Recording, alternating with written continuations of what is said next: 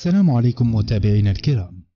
تفاعل الدولي المغربي عبد الرزاق حمد الله مع خبر تواجده في اللائحة النهائية للمنتخب الوطني المغربي التي ستخوض نهائيات كأس العالم قطر 2022 برسالة نشرها على حسابه الرسمي.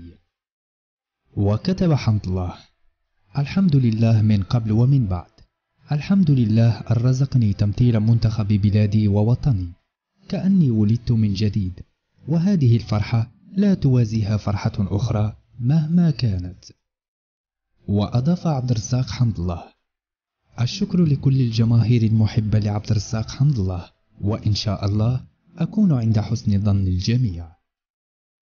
ما رأيك أنت عزيزي المشاهد؟ شاركنا برأيك في قسم التعليقات.